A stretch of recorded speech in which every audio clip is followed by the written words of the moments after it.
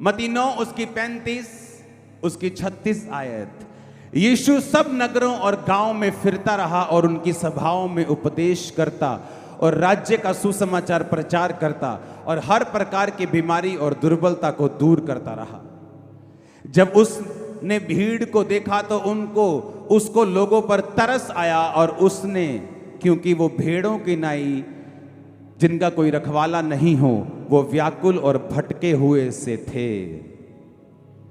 तब उसने अपने चेलों से कहा, पके खेत तो बहुत हैं परंतु मजदूर थोड़े हैं, इसलिए खेतों के स्वामी से विनती करो कि वह अपने खेत काटने के लिए मजदूर भेज दे।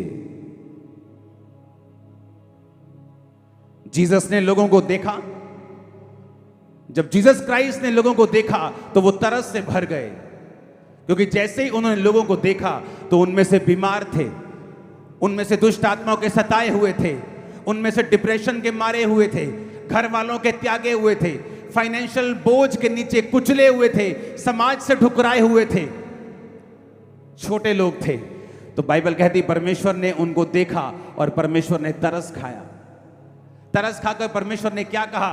परमेश्वर ने कहा कि ऐ लोगों, ऐ मेरे चेलों, ऐ मेरे विश्वासियों, प्रार्थना करो, क्योंकि खेत तो पके हुए हैं लेकिन मजदूर थोड़े हैं। तो खेत के स्वामी से विनती करो कि वो मजदूरों को भेज दे।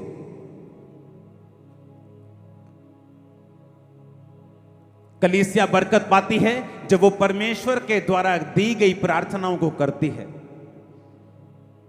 जब यीशु मसीह से चेलों ने कहा कि जिस तरह यहूदा ने अपने चेलों को प्रार्थना करना सिखाया है, हमें भी प्रार्थना करना आनी चाहिए, मुझे भी सिखा प्रार्थना कैसे करते हैं।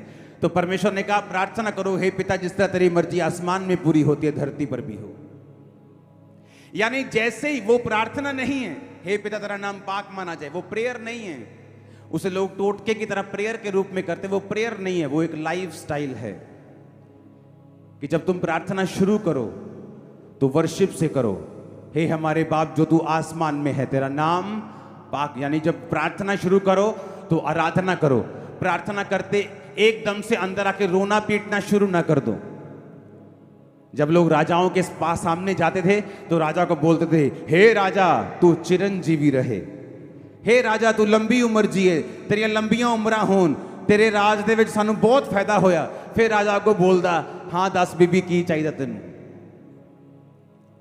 और अगर बीबी जानते ही रोला पान लग जाए, हाय मर गए तेरे राज, हाय पिट गए, हाय मर गए, तो राजा बोलता है इस बदतमीज को बाहर निकालो मेरी हजूरी से, जिसे मेरी प्रेजेंस में आना नहीं आता।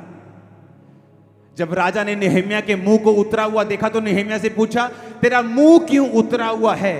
तू रोगी तो नहीं है, फिर तेरा मुंह उदास क्यों है? क्योंकि राजा की हुजूरी में उदास मुंह लेके जाना राजा की तौहीन, राजा की बेइज्जती होती थी। तो परमेश्वर ने कहा जब तुम राजा की उपस्थिति में जाओ तो पहले बोलो, हे हमारे बाप तू जो आसमान में। यानी कि जब तुम प्रार्थना करने के लिए, जब तुम परमेश्वर के सामने जाओ तो सबसे पहले वर्शिप करो। हालेलुया। फिर उसने कहा जिस तरह तेरी मर्जी आसमान में पूर्ति होती है धरती पर हो। ये प्रेयर नहीं है, परमेश्वर तुमको बता रहा है कि जब तुम परमेश्वर की मर्जी जो उसके दिल में है धरती पर पूरा करने के लिए यत्न करोगे, प्रयत्न करोगे अपने तन से, मन से, धन से, प्रेयर से, ताकत से, तो परमेश्वर तुमको बरकत देगा। ये कोई शाब्दिक प्रार्थना नहीं थी कि हे मेरे पिता तेरी मर्जी जिस तरह आसमान में पूरी होती है धरती पर हो। ये परमेश्वर तुमको आशीष लेने का एक तरीका बता रहा था। और यही तरीका जब यीशु मसीह ने कहा कि प्रेयर करो, विनती करो कि उसकी मर्जी है, कि उसकी मर्जी ये है कि बहुत सारे मजदूर आएं और खेतों को काटें। आज एक देश बेदारी के नीचे है, दूसरा देश बेदारी से खत्म हो चुका है, बेदारी खत्म हो रही है, कारण मजदूर है, परमेश्वर नहीं।